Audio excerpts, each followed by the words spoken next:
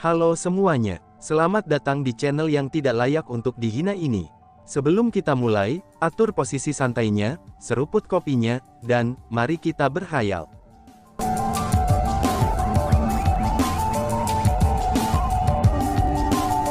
Melanjutkan cerita sebelumnya, Saudara Chu Feng, ini adalah kesempatan besar bagimu yang hanya muncul sekali di bulan biru. Jadi kita tidak bisa pergi. Kami tidak dapat membuatmu kehilangan kesempatan ini, kata Fumo Shaoyu. Saudaraku Shaoyu, aku tahu kamu berpikir untuk diriku. Namun, tidak ada yang namanya makanan gratis di dunia ini. Apakah itu perilaku Zuokyu Hansun sebelumnya atau reputasi kepala klan surgawi Zuokyu? Mereka semua menggambarkan bahwa mereka bukan orang baik. Dengan demikian, perilaku mereka hari ini sangat tidak normal. Aku merasa mereka tidak memperlakukan kami dengan baik karena mereka menghargai bakat. Sangat mungkin bahwa mereka berencana untuk mengambil keuntungan dari kita, kata Chu Feng. Alasan mengapa Chu Feng ingin pergi pada awalnya adalah, karena dia merasa ada sesuatu yang salah. Intuisinya telah mendeteksi ada bahaya. Namun, Fumo Shaoyu bersikeras untuk mendapatkan keadilan. Selain itu, ketua klan surgawi Zuokyu juga hadir. Karena itulah, tidak pantas baginya untuk mengatakan terlalu banyak.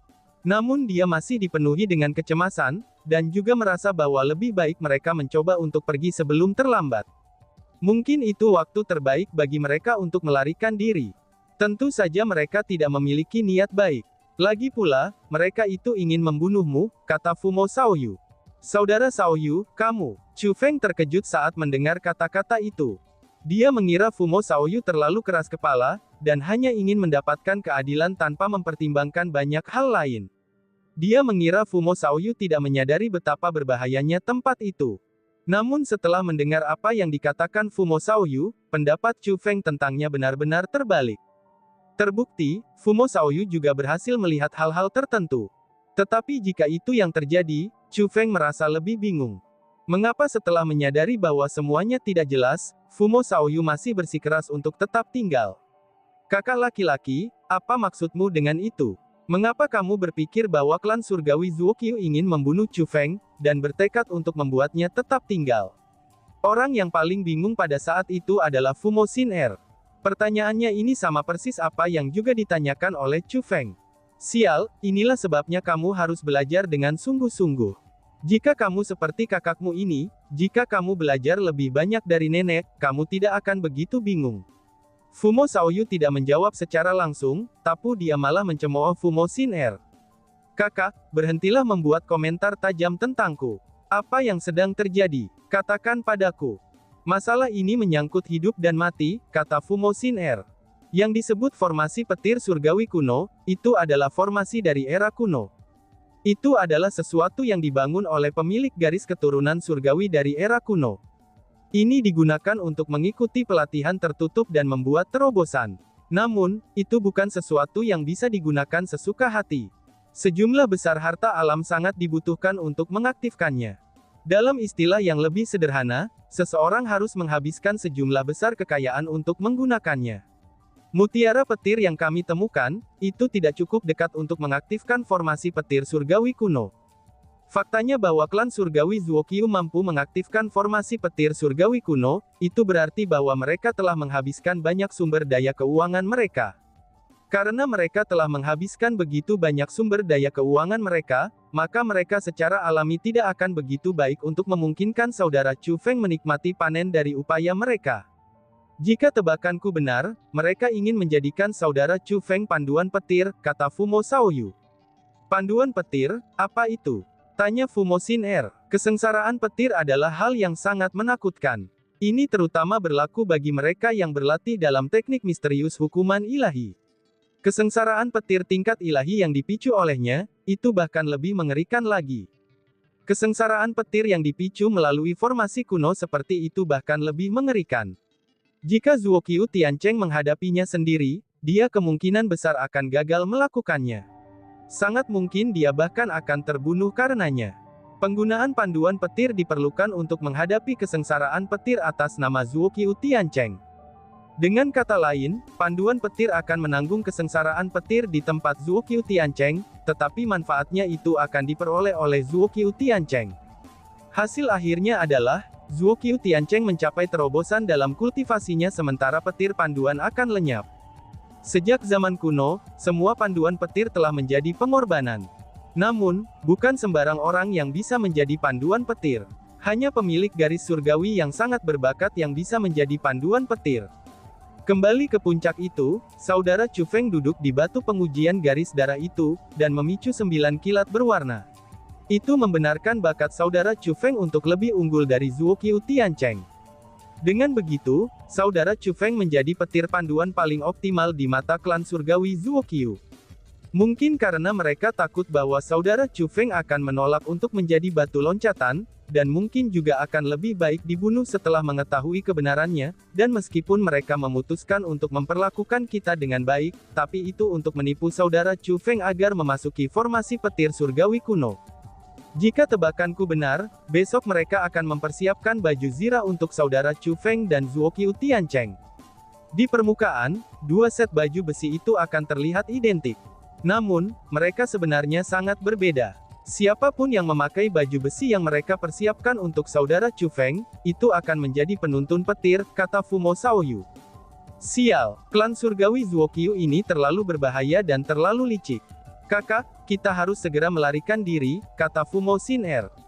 Melarikan diri? Apakah kamu benar-benar berpikir kita dapat melarikan diri? Karena Zuo Qiu Heavenly Clan telah merencanakan ini, mereka pasti tidak akan membiarkan kita melarikan diri. Jika tebakanku benar, kita sudah diawasi secara diam-diam. Selain itu, bahkan jika kita bisa melarikan diri, kita seharusnya tidak akan bisa. Karena bagaimanapun, saudara Chu Feng telah mengalami kesengsaraan petir ilahi. Formasi petir surgawi kuno ini kemungkinan besar dapat membantu saudara Chu Feng dalam melanggar kesengsaraan petir ilahi. Ini adalah kesempatan yang sangat langka, dan kami tidak bisa melewatkannya, kata Fumo Shaoyu. Lalu, apa yang harus kita lakukan? Apakah kita mungkin untuk secara diam-diam bertukar baju besi, dan apakah Zuo Qiu Tiancheng menjadi petir panduan dan Chu Feng mendapat manfaat dari persiapan mereka? Tanya Fumo Xin-er. Itu pasti tidak akan berhasil. Klan surgawi Zuo Qiu pasti akan menjaga baju besi itu dengan cermat. Praktis akan mustahil untuk mengganti baju besi di bawah arloji mereka, kata Fumo Shaoyu. Lalu, apa yang harus kita lakukan? Tanya Fumo Xin-er. Aku punya cara, kata Chu Feng. Kamu punya cara? Fumo Xin-er merasa sangat terkejut. Mereka kemungkinan besar akan mengatur formasi roh pada baju besi itu. Aku akan bersiap sebelumnya, dan mengatur formasi penguraian di dalam tubuhku. Dengan begitu, aku bisa menghapus formasi roh di armor tersebut. Bahkan jika aku memakainya, aku tidak akan menjadi panduan petir, kata Chu Feng. Tapi kamu tidak tahu formasi roh seperti apa yang akan mereka tempatkan di armornya. Bagaimana kamu bisa mengartikannya? Tanya Fumo Xin-er. Adik, kamu terlalu meremehkan saudara Chu Feng di sini. Dia adalah spiritualis dunia jubah suci yang telah memahami sensasi transformasi naga. Karena Lightning Gate akan menjadi pengorbanan, formasi roh yang akan mereka tempatkan pada armornya itu kemungkinan besar akan menjadi semacam petir yang menarik formasi. Saudara Chu Feng pasti bisa menanganinya. Selain itu, saudara Chu Feng memiliki waktu 1 malam untuk mempersiapkannya. Saat Fumo Shaoyu mengatakan kata-kata itu, dia sengaja melirik Chu Feng, dan keyakinan juga memenuhi matanya. Dugaannya memang benar. Bagi Chu Feng, formasi roh semacam itu tidak akan sulit untuk diuraikannya sama sekali. Terima kasih atas peringatanmu saudara Shaoyu. Jika bukan karena peringatanmu, bahkan jika besok aku telah menemukan bahwa ada sesuatu yang salah dengan armornya, aku pasti tidak akan dapat mengatur formasi roh untuk menghapus formasi roh dalam baju besi pada waktunya, kata Chu Feng. Kita ini bersaudara, tidak perlu berterima kasih padaku. Namun tanpa panduan petir, kamu harus menghadapi kesengsaraan petir bersama dengan Zuo Qiu Tiancheng itu. Kamu harus mempersiapkan dirimu sendiri. Meskipun kamu telah berlatih dalam teknik misterius hukuman ilahi dan telah bertahan beberapa tribulasi petir, karena tribulasi petir kali ini akan dipicu dengan formasi petir surgawi kuno, itu tidak akan sebanding dengan tribulasi petir yang kamu alami di masa lalu, kata Fumo Shaoyu. Aku seharusnya bisa menanganinya. Selain itu, semua ini akan menjadi masalah sepele. Masalah yang sulit adalah, bagaimana kita seharusnya melarikan diri sesudahnya. Kekhawatiran Chu Feng ini bukan tanpa alasan. Jika dia mencuri kesempatan Zuokyu Tiancheng untuk membuat terobosan dalam formasi petir surgawi kuno, maka klan surgawi Zuokyu pasti tidak akan mengampuni mereka. Bahkan jika dia tidak mencuri peluang terobosan Zuokyu Tiancheng, maka mereka masih tidak akan membiarkannya. Saudara Chu Feng, kamu mengatakan itu secara terbalik. Apakah kamu bisa membuat terobosan atau tidak, itu adalah masalah yang penting. Adapun cara melarikan diri, itu hanya masalah sepele, kata Fumo Shaoyu. Oh, bolehkah aku tahu apa yang dimaksud saudara Shaoyu? Chu Feng menyadari bahwa Fumo Shaoyu memiliki semacam implikasi tersembunyi dalam kata-katanya. Jangan lupa bahwa kita saudara kandung ini berasal dari Demon Fan Kuising Clan. Meskipun kekuatan kita kurang hingga sedemikian rupa, sehingga kita sangat memalukan bagi nenek moyang kita, tapi kita memiliki banyak harta yang telah ditinggalkan oleh leluhur kita. Ambil ini sebagai contoh, ketika Fumo Shaoyu berbicara, dia mengeluarkan 3 kertas jimat. Mata Chu Feng segera bersinar saat dia melihat kertas jimat itu. Ketiga kertas jimat tersebut telah dibuat oleh seorang spiritualis dunia dengan kekuatan yang jauh lebih unggul dari Dragon Mark Saint Cloak. Jika Chu Feng menebak dengan benar, mereka bisa menjadi karya spiritualis dunia jubah ilahi. Sebagai seorang spiritualis dunia, Chu Feng dapat menentukan penggunaan kertas-kertas jimat itu. Mereka adalah semacam jimat teleportasi lokasi tetap. Menggunakan jimat teleportasi itu, seseorang bisa menjalani teleportasi kapan saja. Meskipun jarak mereka akan diteleportasi tidak akan terlalu jauh, tapi itu seharusnya sudah cukup untuk digunakan untuk melarikan diri. Selain itu, Chu Feng sebenarnya bisa membuat jimat teleportasi yang mirip dengan itu. Lalu perbedaan utamanya adalah, bahwa jimat teleportasi yang diciptakan Chu Feng tidak akan bisa melarikan diri dari kepala klan Zuokyu Heavenly Clan. Dalam istilah yang lebih sederhana, jika Chu Feng bertemu dengan spiritualis dunia atau kultivator dengan kekuatan melebihi kekuatannya, maka mereka dapat menutup kekuatan jimat teleportasinya. Alasan mengapa ketiga jimat teleportasi itu begitu menakjubkan adalah, itu karena mereka sendiri sangat kuat. Chu Feng merasa bahwa kecuali seseorang adalah ahli martial exalted, maka tidak ada yang akan bisa memblokir jimat teleportasi kaliber itu. Dan meskipun jimat teleportasi Fumo Shaoyu sangat kuat, tapi mereka juga memiliki batasan. Maka tidak mungkin untuk menggunakan 3 jimat teleportasi dengan segera. Jika mereka ingin menggunakannya, mereka harus menyiapkannya terlebih dahulu. Namun untungnya, mempersiapkan mereka tidak akan sulit untuk Chu Feng. Nenek terlalu bias. Kenapa dia memberimu jimat teleportasi tapi aku tidak? Fumo Xin-er berbicara dengan marah ketika melihat jimat teleportasi itu. Bahkan jika kamu memilikinya, itu masih akan sia-sia. Kami berdua tidak bisa mengaktifkan jimat teleportasi ini. Setidaknya seseorang harus seorang spiritualis dunia jubah suci tanda naga untuk mengaktifkan mereka. Selain itu, bahkan jika spiritualis dunia naga jubah suci tanda naga ingin mengaktifkannya, maka mereka masih harus meluangkan waktu untuk mempersiapkannya. Dengan demikian saudara Chu Feng, jika kita ingin menggunakan jimat teleportasi ini, kita harus bergantung padamu. Fumo Shaoyu menyerahkan ketiga jimat teleportasi kepada Chu Feng. Ini masalah sepele, kata Chu Feng sambil menerima jimat teleportasi. Setelah menerima mereka, kekhawatiran yang mendalam di hati Chu Feng mulai menghilang. Pada saat itu, dia menjadi sangat bersemangat. Meskipun dia harus menghabiskan malamnya menggunakan formasi roh untuk mengaktifkan jimat teleportasi, dan mengatur formasi roh untuk menembus formasi roh yang akan hadir pada armor, dan meskipun dia pasti akan menghabiskan banyak energi, tapi Chu Feng masih dipenuhi dengan antisipasi. Zuokyu Heavenly Clan telah menganggap Chu Feng dan Fumo bersaudara sebagai ikan di blok pemotong mereka. Mereka tidak pernah membayangkan bahwa mereka bertiga akan dapat mempersiapkan jalan keluar dari situasi ini, bahkan lebih jauh lagi, mereka kemungkinan besar akan dapat melarikan diri tanpa cedera.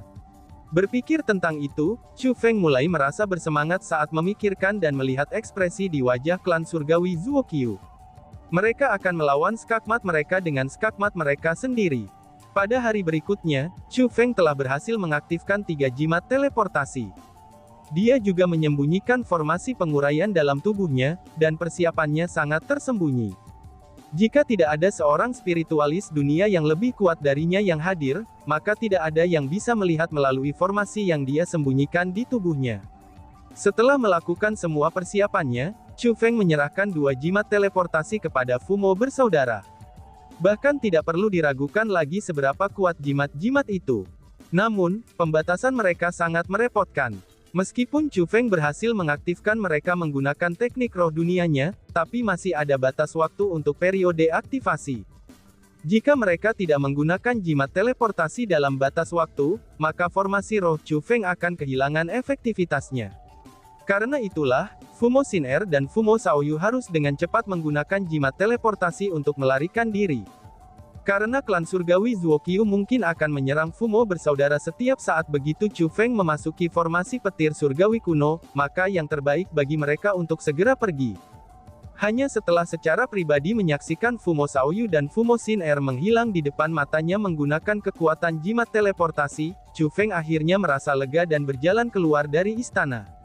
Selama Fumo Shaoyu dan Fumo Xin Er berhasil melarikan diri dengan aman, maka tidak ada yang perlu dikhawatirkannya. Bahkan jika Zuokyu Heavenly Clan menemukan bahwa saudara Fumo telah melarikan diri, Chu Feng akhirnya sudah tidak merasa takut. Karena bagaimanapun, klan surgawi Zuokyu masih perlu memanfaatkannya. Dengan demikian, mereka tidak akan melukainya. Di sisi lain, klan surgawi Zuokyu telah membuat semua persiapan yang diperlukan. Semua obelis formasi petir surgawi kuno bersinar dengan cahaya terang. Tumpukan batu yang tampaknya biasa ini, itu telah menjadi ilahi yang tak tertandingi. Melihat formasi petir surgawi kuno yang diaktifkan, Chu Feng menjadi lebih bersemangat. Dia begitu bersemangat, sehingga kegembiraannya bahkan bisa terlihat di wajahnya. Semua orang bisa tahu, betapa sangat menantikan formasi petir surgawi kuno itu baginya. Tiba-tiba saja suara mengejek terdengar. Ayo, kamu dalam suasana hati yang ceria. Biarkan aku memberitahumu ini. Tribulasi petir surgawi kuno ini jauh lebih kuat dari kesengsaraan petir biasa. Kamu sebaiknya berhati-hati. Jangan salahkan klan surgawi Zuokyu kami jika kekuatanmu kurang, dan kamu akhirnya disambar sampai mati oleh petir kesengsaraan. Itu adalah suara Zuokyu Tiancheng. Dia menatap Chu Feng dengan tatapan penuh cemoohan. Kemungkinannya, dia pasti tahu bahwa Chu Feng akan menjadi penuntun petir untuk menghadapi kesengsaraan petir sebagai gantinya. Memasuki formasi petir surgawi kuno, Chu Feng tidak lebih dari batu loncatan baginya. Namun Chu Feng tidak repot-repot memperhatikan Zuokyu Tiancheng, malahan sebaliknya, tatapannya mendarat di tubuhnya. Zuokyu Tiancheng sudah mengenakan satu set baju zirah khusus, dan armor itu telah dibuat secara khusus serta memiliki batas waktu. Meskipun terbatas, sejumlah besar harta karun alami pasti telah digunakan untuk membuat baju besi itu. Tiancheng, awasi kata-katamu. Tiba-tiba saja teriakan memarahi terdengar. Ketua klan surgawi Zuokyu telah berjalan, dan dia memegang baju zirah yang identik dengan Zuokyu Tiancheng. Tanpa perlu bertanya, Chu Feng tahu bahwa baju besi itu telah disiapkan untuknya. Pada saat itu, Chu Feng tidak bisa menahan rasa kagum kepada Fumo Shaoyu. Meskipun Fumo Shaoyu telah terjebak di alam melahap surga sepanjang waktu, tapi dia tahu banyak hal lebih dari Chu Feng karena iblis Vanquishing Clan miliknya memiliki sejarah yang panjang. Bahkan pemahamannya tentang Heavenly Bloodliness jauh melampaui Chu Feng. Ambil formasi petir surgawi kuno ini sebagai contoh.